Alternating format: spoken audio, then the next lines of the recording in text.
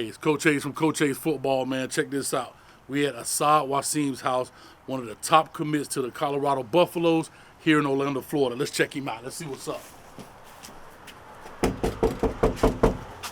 Open up this door. I'm looking for one of the top wide receivers in the country. What's up, baby? I'm good, man. What's up with you, man? Talk to me, man. What's going on? What's good? What's up? What's up, Pops? How's everything, baby? I'm good, man. What's this you represent right here, man? Oh, Cap Alpha Psi, baby, the best fraternity in the world. We know how we do. That what it is? If I have my cane, I just showcase it. I might have to get it for you later. I love it. I love it. Hey, we finna get deep into this interview right quick. We'll be right back. All right, man. We here with Asaad Waseem, man. Big-time wide receiver out of Orlando, Florida. How you doing today, bro? I'm good. Thank you for having me. All right, cool, man. So let's talk about this, man. You as a person, everybody knows that you have now committed to and signed with Colorado Buffaloes. Deion Sanders takes over that job here, coming from Jackson State. You know, hashtag trending Deion, Coach Prime. But before we get into that, I want to know, who is Asaad Waseem as a person? I'm a hard worker. Like in the classroom, I'm going to get all my assignments done. When I get out there, I really play football my whole life, so I don't really know nothing but the football field. But when I get on the football field, I'm going to go hard, just do my thing out there. So football, we know that's something you can do. I get it. But what do you do when you're not on the gridiron, right? Everybody got to have some downtime. Everybody got an off season. What do you do when there's no brown ball involved? I'm playing the game, Fortnite, 2K, Madden, just every game I play. I don't know about them other games. Coach, an old head, man, but I'm listen, Madden 95 was a thing for me. Now, I'd have put you to sleep with that. Nah? Nah. Come on, man. Sega Genesis, you know what it is? Don't know what that Exactly, and that's why I put you to sleep, because you don't know what that is. That's where it all started from. But again, playing the game, man, so do you play online with friends or just random people or what? Sometimes I play with random people, and sometimes I play with my friends. So you any good, or you just like, I just like to play? I'm the best player in the state in any game. So hold up. You number 2 in receiving and number 1 player digitally on the game? Digital games, I'm let me make it clear. Number 1 Madden player in the state. Number 1 Madden player in the state of Florida. I need proof of that. Out of athletes. Out of athletes, okay. Listen, all that's going over my head, bro. Back in my day, you picked the team and you played with them. I get it, man. So also, let's talk about this part, man. You play with other people. You play the game yourself. How do you go about relaxing when it comes to just off season, or maybe getting prepared, or just some downtime, man, to find out just who you are yourself? I'm really laying in bed, talking to people, you know, my girlfriend, just chatting with people. So in those conversations, like, is it just about football? Is it about something else? Is it about life, current events? What? It's about everything, you know, current events. Let's say like there's a hurricane going on. We talk about that. Sometimes we talk about football, but when it's off season, I like to focus on things that's not football, because I know I got the football piece down. I want to talk about other things. In these conversations, I know your family extremely well. I've known them for quite some time, man, and I know they're influential here in the Orlando area, in the greater Central Florida area. What does family mean to you? Family means a lot to me. My dad really strives on family big. My mom strives on family big. All my family in Texas shows love when they see me. My family down here shows love when they see me. My brother really inspires me a lot. And my 2 sisters just do everything for me. So family's a lot for me. All right. So you talked about mom, dad, your 2 brothers, your 2 sisters. I'm going to kind of go on the family tree, but backwards. Yeah. Tell me about who's the youngest. Me. You the baby. Yeah. All right. So go up the ladder for me in that sense, and we'll go into your family. So you being the baby, who's next? It goes my sister. She goes to FAMU right now. Then brother Spencer. Okay. And then my other sister, Noelle. So talk to us about your sister that's at FAMU right now. What's your relationship like with your sister? I'm probably the closest with her because we're only like 18 months apart. So we grew up in the same house. My other siblings were like 12 years older than me. So I really didn't have that relationship with them growing up, man, as a man and all that. But she crazy, man, you know. Hey, that's all I got to say about her. She go to FAMU. Is she an athlete as well, or is she just a student? No, she's just a student. Good, man. So talk about your other siblings. I know you said there's a 12-year difference in there. What is that relationship like with your other brother and sister? My older brother, he played football down here at Apopka, and then he went to Washington State for a couple years. He really inspired me to play football. Okay. He was the one I go to his games. I'm watching him and his homeboys play. And my other sister, she really wasn't into sports back then. She just live a regular life, basically. Okay. So you were one of them little kids at halftime or at the end of the game throwing the ball around? For sure. And he played for Popka, the Blue Dotters, one of the premier teams here in Central Florida. What position did he play? He played corner.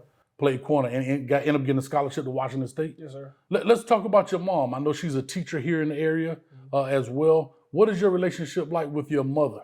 My mom gonna keep it real with me at all times. You know, that's like one of my best friends, you know. She gonna tell me what's right at all times, and she's just gonna love me to the end.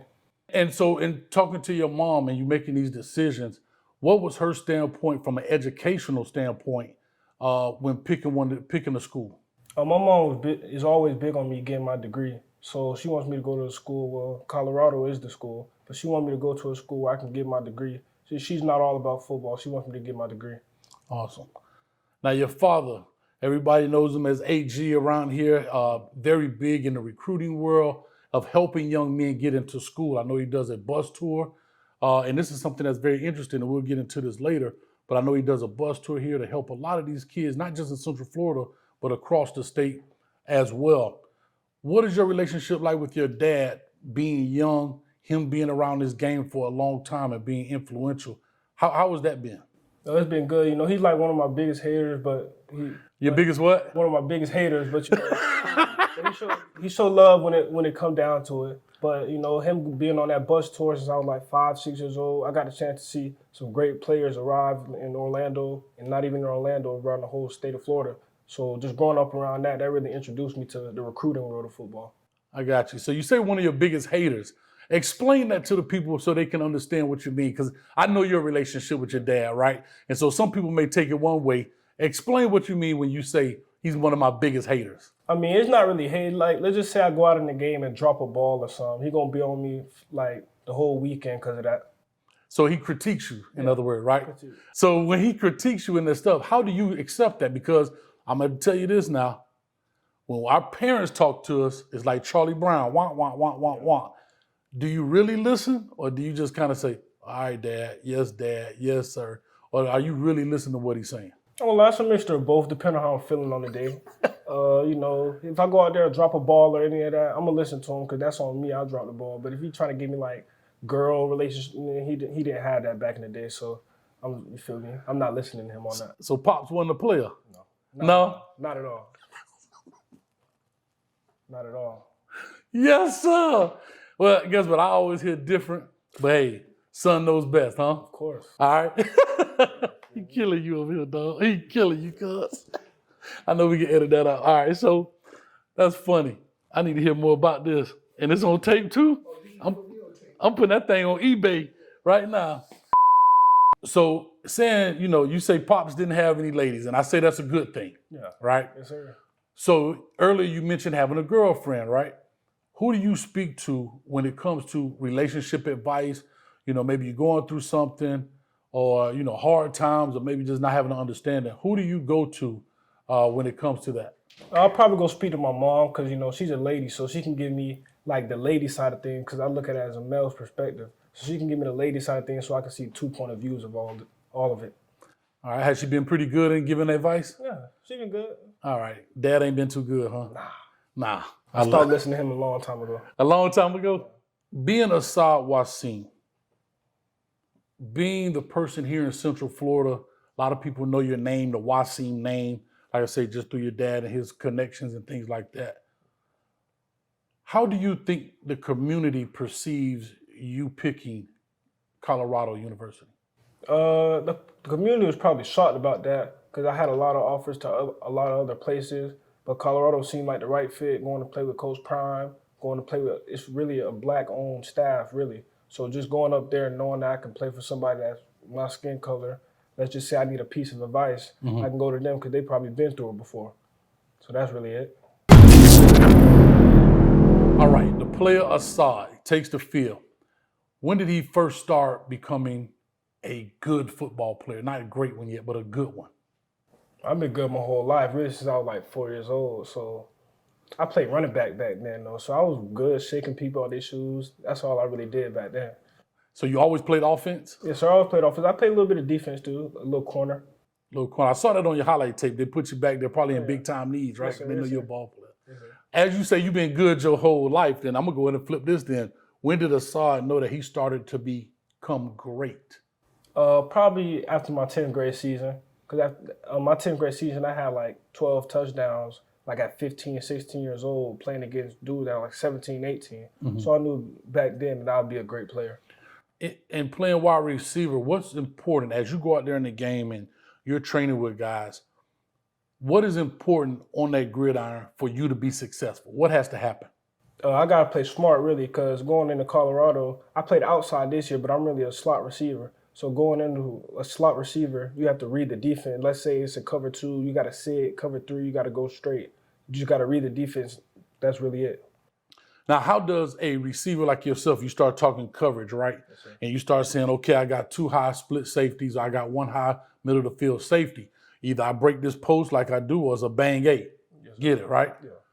But how does that communication work between you and your quarterback when it's nonverbal? Like what has to happen? Does that happen through practice? Does that happen through in the game, on the sideline, when y'all come off? What happens in order to get that communication right in order for both of you guys to be successful? It's really in the game. Like let's say if we seen a too high look, like I'll look at him, he'll look at me, and that's just we already knew it was something going on. So let's say too high, I ran a post, he'll throw it. Or let's just say it's 1 high and I got a post, but the safety's in the middle of the field. So I'll sit that down like a little sit route. And that's big, right? Yes, sir. It's funny how football works. There's a lot of things going in the huddle, a lot of practice goes on, but sometimes you got to just draw it up in the dirt, right? Yeah, yes, sir. Go in the huddle. Hey, man, if it's too high, I'm splitting it down the middle. If it's 1 high, I'm going to sit this thing down, so don't throw it over my head. Yeah. So that's how sometimes you can watch football games and it's like the quarterback launch it way over a guy's head, but the communication was bad, right? Yeah. All right. I broke down your film and I watched your film, and one thing I have to say, as a football player, confidence flies off your uniform. I'm looking at the film. I see that you play with so much confidence. Where does that come from? It comes from me just being a dog, really. I know when I'm stepping on that field, I'm probably one of the best players on the field, and there's no doubt in my mind about that. So I just go out there with that same confidence and just put it on the field. Again, the confidence is flying off you, right? It's oozing out your scully and everything. But who instilled the dog in you? That's what I'm looking for. Who who said that you a dog, bro? Some of my dad, but it's like 50-50. Some of my dad and then Coach Rat. He at FSU right now, but he was my first coach that like really had swag about it, like going out there wearing Jordans to the game, going out there just looking fly. Like that's where I get it from, really. So now, as you out here on this football field, and like you say, you know you're a dog. You know, to me, you do a great job with body control. You do a great job with hands. You bring the ball in. Very rarely catch it on your body. But as I broke your film down, the way that you can track the ball, turn your body, it shows you have great body control. As you play this game and you start to learn different things, what is something that you think can improve in your game right now? Sometimes when I got the ball in my hands, I tend to make too much moves instead of just trusting my speed and getting upfield. So that's one thing I can improve on. If I see a defender, just try to outrun him instead of trying to juke him. So with all that shaking, that comes from the L1 button on the Madden you love to play. Oh, yeah. You need to hit that X button, that turbo button. That what you're saying? Yes, sir. For a person like yourself who has so much confidence, and in today's football, the ranking system means a lot to these players and to these fans. Right now, you're currently ranked as a 3-star. Yes, sir. I have to say this. I've called your games. I've done the color commentary at your games. I've seen you play from a youngster up until now. I know that's not accurate, but again, that's not my ranking system. How do you feel about the 3-star ranking? What does it mean to you as a player that knows that I'm a dog? Yeah, I don't really look at rankings like that, but 3 stars is a little disrespectful to me because I've seen players that got 4s and 5s that I know I can really do on the field. Even receivers, I'm better than.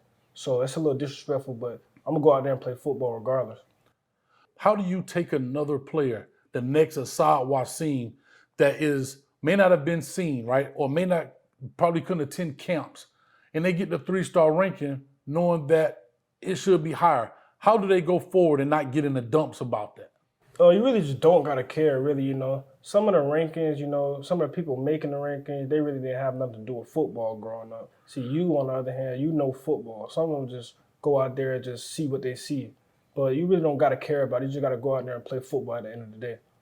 So in the season, right, you guys at Ocoee High School out there with Coach Shep, got to give him a shout out, man. Ocoee makes a big push this year, right? What happens this season as you go to that school coming from West Orange? Why does Ocoee become very good, right? They were good, but how did they become very good this season?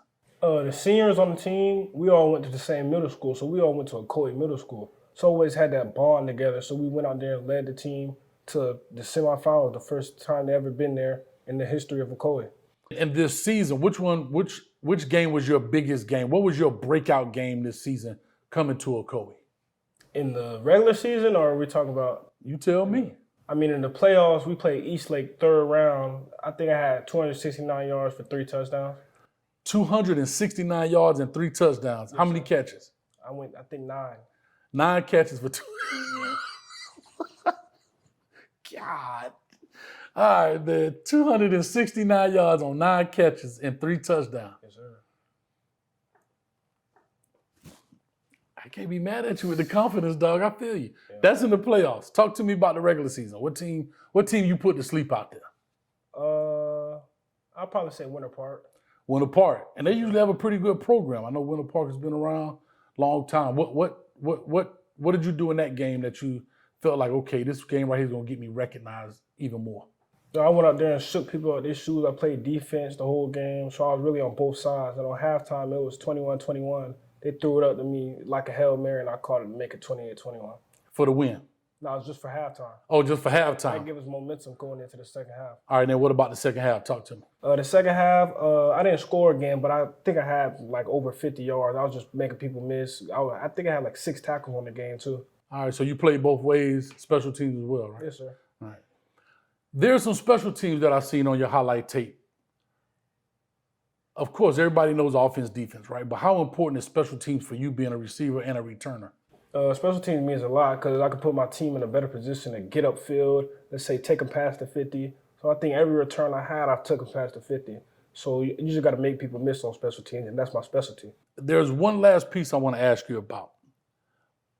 In your highlight tape that I broke down to watch, react, and evaluate, I saw where you received a penalty for pointing at a guy as you ran past him. Explain that, and then explain to me why that happened.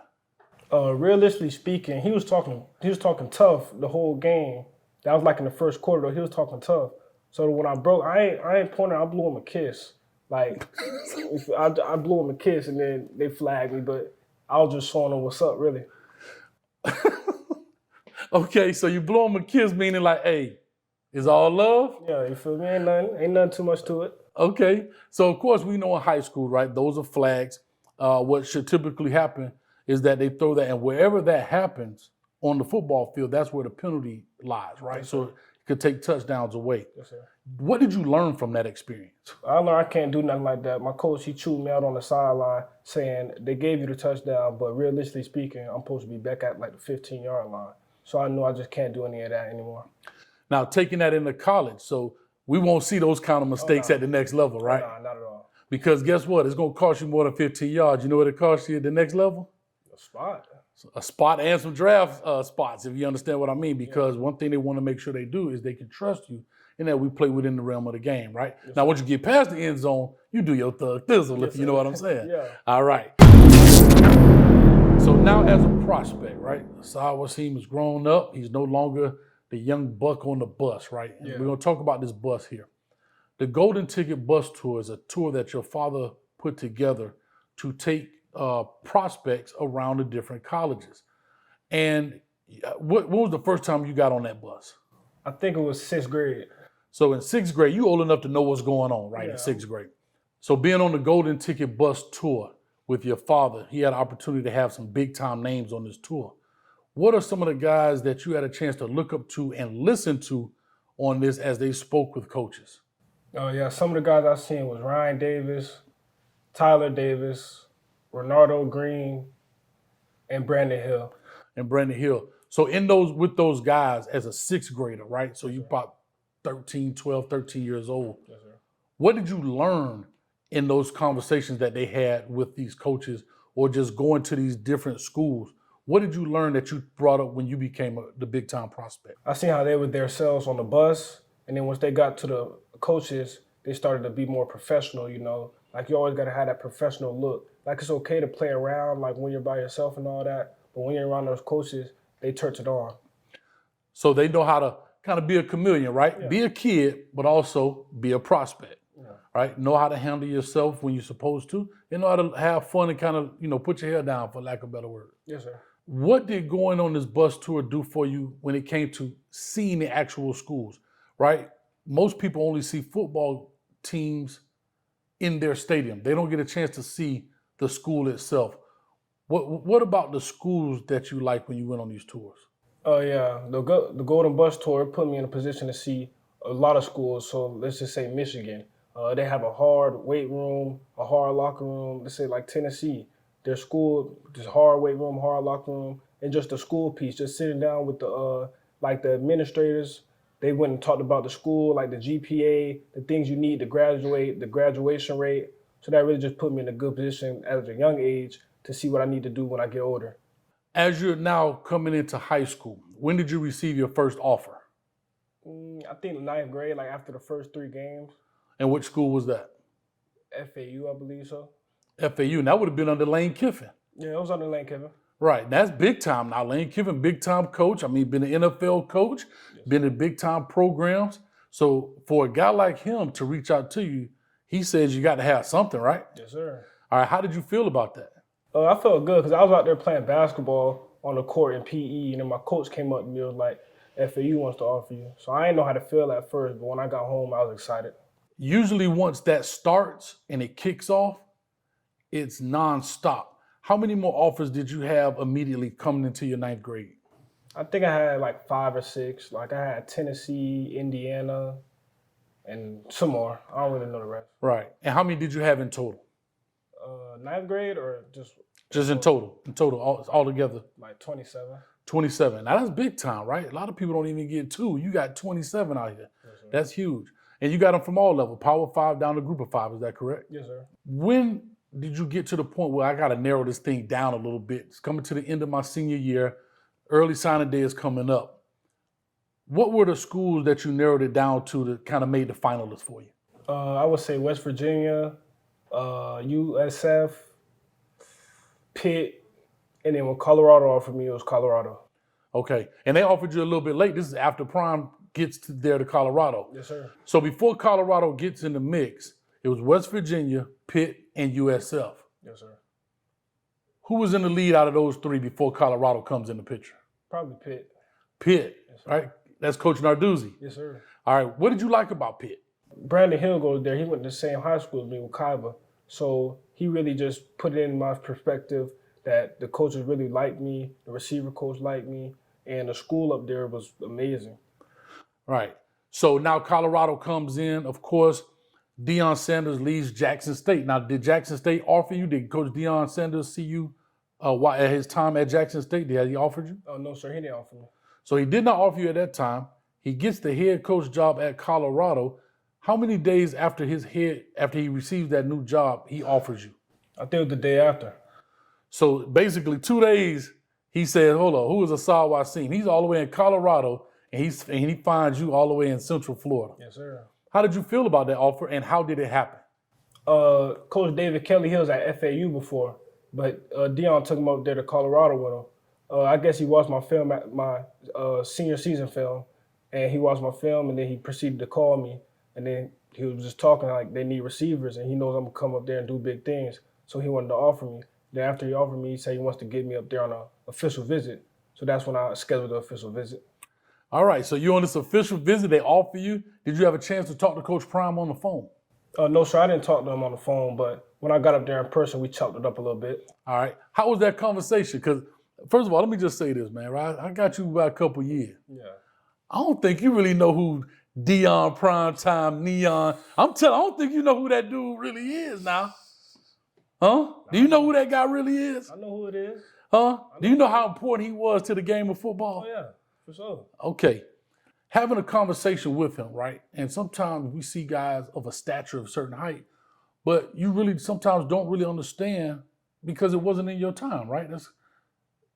What was that conversation like when you hear? I know your dad spoke about him. I know you hear all of the news and the media and all the stuff talk about who he is as prime time. But what are the conversations like that you had with him there in Colorado? Yeah, the media tried to portray him as somebody that's, cocky or anything like that. But when I talked to him, he didn't give off that type of energy. He gave off somebody like a real man, like that's trying to really help me build as a man when I go up there to Colorado. Not just trying to see me on the football field and do my thing on the football field. He wants to see me grow as a man. And that's huge. A lot of people can't separate Neon Dion from Coach Prime. And I think that's a big thing when it comes to him. He is really two different people. And if you go look at his Hall of Fame speech, he talked about that, right? I'm not sure if he talked to you about that, but me as being a fan of him, knowing, and I'm always say he was the greatest athlete of all time. Yeah. Football field, baseball, track, probably could play basketball too. Yeah. I seen him shoot a couple hoops up there in the arena. I seen him doing it. But a lot of people don't understand that it's two different people, right? It's kind of like an alter ego. When you got up there being a receiver, did you have an opportunity to speak to Shedeur Sanders? I seen him. Yeah, we spoke, but we didn't really chop it up. Because you're like, what's up? What's your name? Because he never seen me before. Right. So I told him my name. He told him my name. Then he asked me what position I play. I told him I play receiver. I was like, oh, yeah, we need you up here. There it is. So that's all you need, right? That's the guy that's going to be throwing the ball around the yard. So that's who you need to talk to, definitely.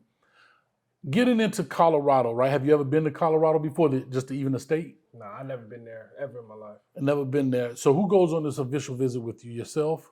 My mom and my dad. All right, so good. You have the entire family with you so far as your parents are with you. What is the first thing that pops off to you when you walk out of the airport and you see the state of Colorado for the first time? The weather really, it was real cold up there. But when I was riding in the car, like there's a whole bunch of mountains up there. So the mountains, some of them are snowing, some of them aren't. That really just stuck out to me. But when I drove into Boulder, Colorado, like we really like on the mountains. So like the sun is covered by the mountains. That just popped out to me because that's rare. You don't got no mountains in Florida. Right. The highest we go is the highway. Yeah. Well, I get it. So, and that's big, right? When it comes to players and environment, right? And location is huge when it comes to picking schools. You used to hear all the time, guys didn't want to go, especially guys in Florida. Notre Dame had a big presence down here. Man, I'm not going up there to Indiana. It's freezing. And guys stayed home. You decided to go out there and say, hey, I'm going to make this change, man. That's right. What was the deciding factor? Because you made the commitment. You were out there. You made your commitment there. The video pops out, right? What made you say, I'm all in, coach? Like I said, the whole staff is just amazing. Like, the whole staff kept it real with me the whole time I was on my official visit. The players up there kept it real at all times. I hung with some of the players in their dorms. So they kept it real, saying what they like about Coach Prime, what they don't like about Coach Prime. So that really just stood out that everybody could just keep it real with me at all times instead of faking a funk with me. So I need people in my life that's gonna keep it real. It just helped me grow as a man, and that's what the whole Colorado staff and players can do for me. So now that you've already signed this deal, you've inked the deal, going to Colorado. Are you currently an early enrollee, or will you be going in the summer? I'm an early enrollee. All right, so you're going to be headed out when in January? Yes, sir. All right, so going there, what is your expectation when you step on campus for the first time as now not just a prospect, but also a student? I'm going to go up there and get my classwork done, as always, because my mama always wanted me to get my classwork done. But I'm going to just get on that grind, lift weights, do everything I can to get on the field early. Education is very important to your mother. What is it that you'll choose to major in once you arrive at Colorado? I'll probably major in business because, after football, you got to do something. So I'll probably start my own business, try to build that up to a point where it's famous, really. Right, and that happens now. So let's talk about this piece. Business is business, right? And fortunately, you're in a social media age right now where people know who you are and you can get that started. You can now take that, become your own brand as Asaad Waseem, yes, sir, and start your own business. How important is social media to you as an individual and creating that brand? Social media plays a big part because, a lot of people in this new age nowadays, it's a lot of people on social media, even the old heads on social media. So everybody's going to see what you post, everybody's going to see what you do on a daily basis. So when you want to promote something, you're going to automatically put it on your social media because that's where everybody's at. So when I get older and all that, I'm going to promote my own business. Just go out there and do my thing with my business. So you talk about, your self-branding and promoting things. NIL is huge here, right? That's for your name, image, and likeness. How did that affect this piece of maybe commitment, or how does that affect you going into college? It didn't affect the commitment really, but when I go into college, I'm gonna do my thing and ball out. So the NIL is gonna come regardless. So that when they come, but I'm not forcing it. Once you arrive on campus, August comes around, football comes, every media outlet in the world is gonna be there. Why? Because of course, Coach Prime, but also because of Asaad Waseem. Let the people know, what are the Buffs gonna get from Asaad Waseem when he strap up and throw that 13 pounds of gear on? I ain't gonna lie, y'all can get the best receiver in the nation, straight like that. What's your name? Asaad Asaad what? Waseem, What team do you play for? Papa Raptors, What position you play? corner and run back, How many national championships have you won? 2 in a row. And were you going for 3 this year? Yeah, All right. What's your favorite part about playing running back? it's fun. All right. What's your favorite part about playing cornerback? It's fun. All right. What college you going to? Florida State, or Alabama. All right. You don't know which one yet? All right. Well, hey, man. First day of practice, go put it down. All right. All right, boy. Peace.